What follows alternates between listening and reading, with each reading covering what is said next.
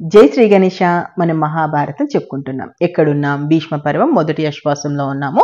దీనిలో భాగంగా మనం భగవద్గీత చెప్పుకుంటున్నాము. ఇప్పటి వరకు 10 అధ్యాయాలు పూర్తి చేసుకున్నాం. ఈరోజు 11వ అధ్యాయం, ఏకాదశ అధ్యాయము. దీనికి సంబంధించి మొత్తం 55 శ్లోకాలు ఉన్నాయి. సో విశ్వరూపానికి సంబంధించి శ్రీకృష్ణుడు ఏం చెప్పాడు, అసలు తన విశ్వరూపాన్ని ఎలా చూపించాడు, అర్జునుడు చూసినటువంటి ఆ విశ్వరూపం ఏంటి, దాని గురించి సంజయుడు ధృతరాష్ట్రుడికి ఏం చెప్పాడు, అసలు శ్రీకృష్ణుడు విశ్వరూపంలో ఏమేమి ఉన్నాయి, శ్రీకృష్ణుడు తానేంటో అర్జునుడికి చెప్తాడు, అది ఏంటి అనేది మొత్తం ఈ ఏకాదశ అధ్యాయంలో ఉంటుంది. అది ఏంటో మనం ఈరోజు ఎపిసోడ్లో చూద్దాం. అర్జునుడు ఇలా అనడంతో మనకు ఏకాదశాధ్యాయం మొదలవుతుంది. ఏమంటాడంటే కృష్ణుడితోటి అర్జునుడు, కృష్ణ, నన్ను అనుగ్రహించావు, ఉత్తమమైనటువంటి ఆధ్యాత్మిక రహస్యం నాకు చెప్పావు, దీంతో నా మోహం అంతా కూడా పోయింది, ప్రాణులు పుట్టడం, నాశనం అవ్వడం, మళ్ళీ వాళ్ళు ఎలా జన్మించడం, నీ మహత్యం, నువ్వు అసలు యావత్ ఈ సమస్త విశ్వంలో ఎలా విస్తరించి ఉన్నావు, విశ్వానికి సంబంధించిన రహస్యాలు, ఇలా ఎన్నో కూడా చెప్పావు. కానీ యోగేశ్వర, నాకు ఈ విశ్వరూపాన్ని, ఏదైతే నువ్వు చెప్పినటువంటి ఈశ్వర స్వరూపం ఏదైతే ఉందో దాన్ని ప్రత్యక్షంగా చూడాలని ఆశపడుతుంది. నేను దానికి అర్హుడనని నువ్వు అనుకుంటే నాకు నీ ఆత్మస్వరూపాన్ని, ఏదైతే ఆ ఈశ్వర స్వరూపాన్ని చూపించగలవా అని అడుగుతాడనమాట. అప్పుడు శ్రీకృష్ణుడు ఇలా అంటాడు, అర్జున, ఎన్నో రకాల రంగులు కలవి నా రూపాలు, ఎన్నో రకాల ఆకారాలున్నవి, దివ్యమైనవి ఎన్నో వందలు, ఎన్నో వేలు, చూడు అని చెప్పేసి సూర్యులు, వసువులు, రుద్రులు, అశ్వినులు, మారుతులు, ఇంకా నువ్వు ఇంతవరకు చూడని ఎన్నో ఆశ్చర్యాలు చూడు అని ఆయన శరీరంలో ఇవన్నీ చూపిస్తుంటాడు. నువ్వు చూడాలని కోరుతున్న ఇతర చరాచర స్వరూపమైన సమస్త ప్రపంచము ఇప్పుడు ఒక చోట నా శరీరంలో నీకు కనిపిస్తుంది చూడు. అయితే ఇది నువ్వు నీ సామాన్యమైనటువంటి కళ్ళతో చూడలేవు, కాబట్టి నీకు నేను దివ్య దృష్టి ఇస్తున్నానని చెప్పేసి ఈశ్వర యోగం ద్వారా ఆయనకు దివ్య దృష్టిని ఇస్తాడు అర్జునుడికి. అలా అనేసి కృష్ణుడు తన శ్రేష్టమైనటువంటి విశ్వరూపాన్ని అర్జునుడికి చూపిస్తుంటాడు. ఎన్నో నోళ్ళు, ఎన్నో కళ్ళు, ఎన్నో చిత్రాలు, ఎన్నో దివ్యమైనటువంటి అలంకారాలు, ఎన్నో దివ్యమైన ఆయుధాలు, దివ్యమైనటువంటి పూలదండలు, వస్త్రాలు, గంధపు పూతలు, ఎటు చూస్తే అటు ముఖాలు, ఎటు చూస్తే అటు సర్వాశ్చర్యకరం, అనంతం. అసలు అది ప్రకాశిస్తుంటే ఆ విశ్వరూపాన్ని అర్జునుడు చూస్తూ అలా మైమర్చిపోయి ఉంటాడు. ఆకాశం మీద ఒక్కసారి వేల కొద్ది సూర్యులు కానీ వచ్చారా అన్నట్టుగా ఆ విశ్వకాంతి అలా ఉంటుంది. అనేక భాగాల్లో ఉన్నటువంటి జగత్తు మొత్తము, యావత్ జగత్తు ఇప్పుడు శ్రీకృష్ణుడి శరీరంలో ఒకే చోట చూస్తుంటాడు అర్జునుడు. ఆశ్చర్యపోతాడు. అసలు ఒక్కసారిగా 2 చేతులు జోడించి అర్జునుడు ఇలా అంటాడు, మహాప్రభో, చూస్తున్నాను, నీ దేహంలో నాకు సమస్త దేవతలు కనిపిస్తున్నారు, చరాచర భూతకోటి యావత్తూ చూస్తున్నాను, పద్మాసనం మీద కూర్చున్న బ్రహ్మదేవుణ్ణి చూస్తున్నాను, అయ్య బాబో, 50 మంది ఋషులు, సమస్త సర్పాల్ని కూడా నీలో చూస్తున్నాను, ఎన్నో చేతులు, ఎన్నో కడుపులు, ఎన్నో కాళ్ళు, ఎన్నో పళ్ళు, అంతటా అందంగా ఉంది నీ రూపము. దీనికి ఇది కనిపించకుండా ఉంది ప్రభు, ఆది మధ్యం అంతం ఏది కూడా నాకు కనిపించట్లేదు.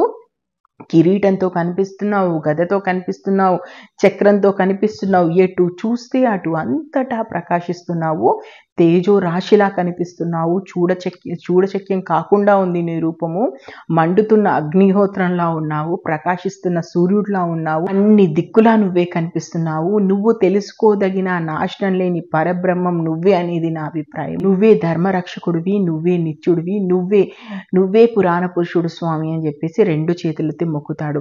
ఆది మధ్యం అంతం లేదు నీకు, అఖండమైన వీర్యవంతుడివి నువ్వు, లెక్కలేనన్ని బాహువులు ఉన్నాయి నీలో, సూర్యుడు చంద్రుడు నీ నేత్రాలుగా ఉన్నారు, అంటే నీ కళ్ళగా ఉన్నారు, నీ నోట్లో అగ్నిహోత్రం ప్రజ్వలిస్తుంది, నీ దివ్య తేజస్సు ఈ విశ్వమంతా తపింపజేస్తున్నావు, ఇలాగే నిన్ను చూస్తున్నాను, భూమి, ఆకాశం, ఈ మధ్యప్రదేశం యావత్తు అన్ని దిక్కులా నువ్వే నిండిపోయి ఉన్నావు. అద్భుతంగా భయంకరంగా ఉన్నటువంటి ఈ రూపాన్ని చూసి 3 లోకాలు భయంతో గజగజలాడుతున్నాయి. మహాత్మా, ఈ దేవతా సంఘాలన్నీ నీలోనే ప్రవేశిస్తున్నాయి. కొందరు భయపడి దోసిలిగ్గుతున్నారు. మహారుషులు స్వస్తి స్వస్తి అంటూ ఎన్నో స్తోత్రాలతో నేను స్మృతిస్తున్నారు. రుద్రులు, సూర్యులు, వసుములు, సాధ్యులు, విశ్వదేవతలు, అశ్విని దేవతలు, మరుత్తులు, పితృదేవతలు, గంధర్వులు, యక్షులు, అసురులు, సిద్ధులు వీళ్ళంతా ఆశ్చర్యంగా నిన్నే చూస్తున్నారు. ఎన్నో నోళ్ళు, ఎన్నో కళ్ళు, ఎన్నో చేతులు, ఎన్నో తొడలు, ఎన్నో పాదాలు, ఎన్నో కడుపులు, ఎన్నో కూరలు, ఇలా భయంకరంగా ఉన్నటువంటి మహారూపం చూసి లోకాలు భయపడిపోతున్నాయి. నేను భయపడుతున్నాను. ఓ విష్ణుమూర్తి, ఆకాశమంతటా నువ్వే ఉన్నావు, ప్రకాశిస్తున్నావు, ఎన్నో రంగులతో ఉన్నావు, నీ నోళ్ళు తెరుచుకుని ఉన్నాయి, నీ కళ్ళు ప్రజ్వలిస్తున్నాయి. నిన్ను చూసి నా అంతరాత్మ విలవిలవాడిపోతుంది, ధైర్యం దిగజారిపోతుంది, శాంతి లేకుండా ఉంది. భయంకరమైనటువంటి కూరలతో కాలాగ్నిలాగా మండుతూ ఉన్న నీ నోళ్ళు చూసి నాకు దిక్కులు తెలియకుండా ఉన్నాయి. స్వామి ప్రసన్నుడిగా ఈ ధృతరాష్ట్ర కుమారులు 50 మంది వాళ్ళ పక్షం రోజులు, అలాగే భీష్ముడు, ద్రోణుడు, కర్ణుడు, మన పక్షంలో ఉన్నటువంటి వీరులు వీళ్ళందరూ నేను ముందంటే నేను ముందన్నట్టు కూరలతో ఘోరంగా ఉన్నటువంటి నీ నోట్లోకి వెళ్ళిపోతున్నారు. కొందరు పళ్ళ సందుల్లో పడి వాళ్ళ తలకాయలు పిప్పి పిప్పి అవుతూ కనిపిస్తున్నాయి. ఎన్నో నది ప్రవాహాలు సముద్రంలోకి ప్రవేశిస్తున్నట్టు ఈ మానవ వీరులందరూ ప్రజ్వలిస్తున్నటువంటి నీ ముఖంలోకి వెళ్తున్నారు. పరిగెత్తి నాశనం కావడం కోసం మండుతున్నటువంటి అగ్గిలో పడ్డ మిడతల్లాగా హతమారిపోతున్నారు. ఈ మనుషుల ముఖాలు తొందరగా నీ నోళ్లలో ప్రవేశిస్తున్నాయి. మండుతున్న నోళ్లతో అన్ని వైపులా ఈ లోకం యావత్తు నువ్వు స్వాహా చేస్తున్నావు, మింగేస్తున్నావు. నీ ప్రచండమైనటువంటి కాంతులతో లోకమంతా ఆవరించి దహించి వేస్తున్నావు. దేవదేవ, ఇదేమి ఉగ్రరూపము? ఇలా ఉగ్రరూపంతో ఉన్న నువ్వెవరో చెప్పు, నీకు నమస్కరిస్తున్నాను. ప్రసన్నుడివిగా నేను ఇంకా ఇంతటి రూపాన్ని చూడలేకపోతున్నాను, దయచేసి ప్రసన్నుడిగా అని చెప్పేసి అర్జునుడు అడుగుతుంటాడు శ్రీకృష్ణుడిని. అప్పుడు శ్రీకృష్ణుడు ఇలా అంటాడు, లోక సంహారం కోసం విజృంభించిన కాలుణ్ణి నేను, లోక సంహారానికి పూనుకున్నాను. నువ్వు లేకపోయినా సరే ఎదిరి పక్షంలో ఉన్నటువంటి యోధులు మరి ఉండరు. అంచేత అర్జున లే, శత్రువుల్ని జయించు, కీర్తి సంపాదించు, రాజ్యం సంపూర్ణంగా అనుభవించు. వీళ్ళను ఇంతకు ముందు నేను చంపేశాను. నువ్వు నిమిత్త మాత్రుడివి మాత్రమే. ద్రోణుడు, భీష్ముడు, జయద్రథుడు, కర్ణుడు తక్కిన వీరుల్ని నేను చంపేసి ఉన్నాను. ఇప్పుడు నువ్వు చంపు, విచారించకు, యుద్ధం చేయి, శత్రువుల్ని జయిస్తావు. అంటే వాళ్ళందరూ ఆల్రెడీ చచ్చిపోయారు, నా నోట్లోకి వెళ్ళిపోయారు. కేవలం ఇప్పుడు నువ్వు యుద్ధం చేసి వాళ్ళని చంపుతున్నావు అని అనుకుంటున్నావు అంతే. ఆల్రెడీ చచ్చిన వాళ్ళని ఇప్పుడు నువ్వు చంపుతున్నావు. నువ్వు కాబట్టి వాళ్ళని నువ్వు చంపుతున్నావు అనే భ్రమ నుంచి బయటపడి నువ్వు యుద్ధం చేయి. అప్పుడు వణికిపోతూ కాళ్ళు చేతులు పూర్తిగా వణుకుతున్నటువంటి కంఠంతో ఇలా అంటాడు, ఓ కృష్ణ, నీ గుణకీర్తి వల్ల ఈ జగత్తు మొత్తం వ్యాపిస్తుంది. బ్రహ్మ కంటే గొప్పవాడివి నువ్వు, ఆదికర్తవు నువ్వు, సత్తువు నువ్వే, అసత్తువు నువ్వే, ఈ రెండిటికి అతీతమైనటువంటి అక్షరుడివి కూడా నువ్వే, అంటే ఓంకార అక్షరం కూడా నువ్వే. అతీతమైన నిన్ను నమస్కరించకుండా ఎలా ఉంటారు తండ్రి? నువ్వే ఆదిదేవుడివి, పురాణ పురుషుడివి. ఈ విశ్వానికి నువ్వే ముఖ్యమైనటువంటి ఆధారం. తెలిసిన వాడివి, తెలియదగిన వాడివి, నువ్వు పొందదగిన వాడివి నువ్వే ఈ విశ్వమంతా వ్యాపించి ఉన్నావు. నువ్వే గాలివి, నువ్వే యముడివి, నువ్వే అగ్నివి, నువ్వే వరుడివి, నువ్వే చంద్రుడివి, నువ్వే ప్రజాపతివి, నువ్వే ముత్తాతవి. ఇదిగో 1000 సార్లు నీకు నమస్కరిస్తున్నానయ్యా. నీకు ముందుండి నమస్కరిస్తున్నాను, వెనక నుంచి నమస్కరిస్తున్నాను, ఎటు చూసినా నలుపక్కల నుంచి నేను నీకు నమస్కరిస్తున్నాను. నీ శౌర్యానికి సాటి లేదు, నీ విక్రమానికి అంతు లేదు. నువ్వు పరిపూర్ణుడివి, సర్వత్రా వ్యాపించి ఉన్నావు. నీ మహిమ తెలుసుకోలేకపోయాను. పొరపాటునో స్నేహం చేతునో నిర్లక్ష్యం కారణంగానో నిన్ను కృష్ణ అని, యాదవుడా అని, సకుడా అని పిలిచాను. కలిసి తిరిగినప్పుడు, భోజన సమయంలో కూర్చున్నప్పుడు, పడుకునేటప్పుడు, ఒంటరిగా ఉన్నప్పుడు, 10 మందిలో ఉన్నప్పుడు కూడా నిన్ను పరిహాసం కోసం అవమానించేవాడిని. ఎంత అపరాధం చేశాను ప్రభు, నా అపరాధాన్ని క్షమించు అనేసి 2 చేతులు మొక్కి అలాగే చూస్తూ ఉండిపోతాడు. చరాచర రూపమైనటువంటి ఈ లోకానికి నువ్వే తండ్రివి, నువ్వే పూజ్యుడివి, నువ్వే గురువువి, నువ్వే పెద్దవి. 3 లోకాల్లో నీతో సమానమైన వాళ్ళు లేరు. నిన్ను మించిన వాడు మరొకడు ఉండడు. దేవా, సాష్టాంగపడి నిన్ను ప్రార్థిస్తున్నానని చెప్పేసి పూర్తిగా సాష్టాంగ పడిపోయి తండ్రి కొడుకును క్షమించినట్టు, స్నేహితుడు స్నేహితుడిని మన్నించినట్టు, ప్రియుడు ప్రియురాల్ని మన్నించినట్టు దయచేసి నా అపరాధాలు మన్నించు. ఎన్నడూ చూడని నీ రూపం చూసి నేను ఆనందిస్తున్నాను. అయినా నా మనస్సు భయంతో బాధపడిపోతుంది. ఉంది. ప్రభు నాకు నీ పూర్వరూపం చూపించు, ప్రసన్నుడివిక నీ కిరీటంతోనూ గదతోనూ చక్రంతోనూ పూర్వంలాగా నిన్ను చూడాలని కోరుకుంటున్నాను.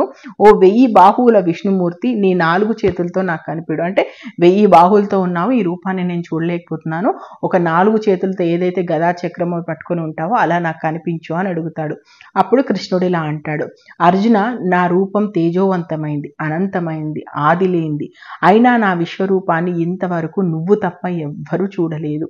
కాబట్టి యోగ సామర్థ్యంతో కూడా నీకు చూపించగలిగాను నేను. వేదాలు వెల్లించిన వాళ్ళు, యజ్ఞాలు నేర్పించిన వాళ్ళు కానీ ఈ విశ్వరూపాన్ని చూడలేరు. కర్మలు చేసిన వాళ్ళు, దాన ధర్మాలు చేసిన వాళ్ళు, ఉగ్రమైనటువంటి తపస్సు చేసిన వాళ్ళు కూడా నా ఈ రూపాన్ని చూడలేరు. మానవ లోకంలో నువ్వు తప్ప మరొకరు ఇప్పటి వరకు చూడలేదు. ఘోరంగా ఉన్న నా విశ్వరూపం చూసి భయపడకు, మనసు కలకలపడనివ్వకు, భయం వదిలి సంతోషంగా ఇదిగో నా మానవ రూపాన్ని చూడు అని చెప్పేసి ఇలా కృష్ణుడు అర్జునుడితో చెప్పి తిరిగి తన ముందటి సౌమ్య రూపానికి వచ్చేస్తాడు.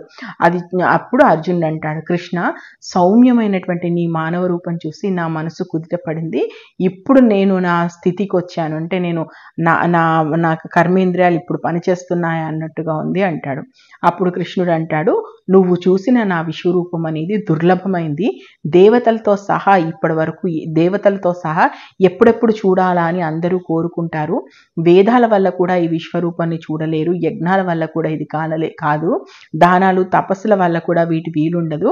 కానీ ఇలాంటి విశ్వరూపాన్ని నన్ను చూడాలి, తెలుసుకోవాలనడానికి, నువ్వు నా విశ్వరూపాన్ని నువ్వు చూడాలన్నా తెలుసుకోవాలన్నా ఒకే ఒక మార్గం ఉంది, ఒకే ఒక సాధనం ఉంది, అది భక్తి. భక్తి ద్వారా మాత్రమే నువ్వు నన్ను చేరుకోగలుగుతావు. భక్తి ద్వారా నా భక్తులు మాత్రమే నన్ను చేరుకోగలుగుతారు. ఇంకా ఏ రకంగానూ, ఒక భక్తి తప్ప మరే రకంగానూ నన్ను చూడలేరు. కాబట్టి అర్జున, నా ప్రీతి కోసం కర్మలు చేసేవాడు, ఏ ఆసక్తి లేనివాడు, ఏ ప్రాణి మీద విరోధం లేనివాడైనటువంటి నా భక్తుడు నన్నే పొందుతాడు అంటాడు.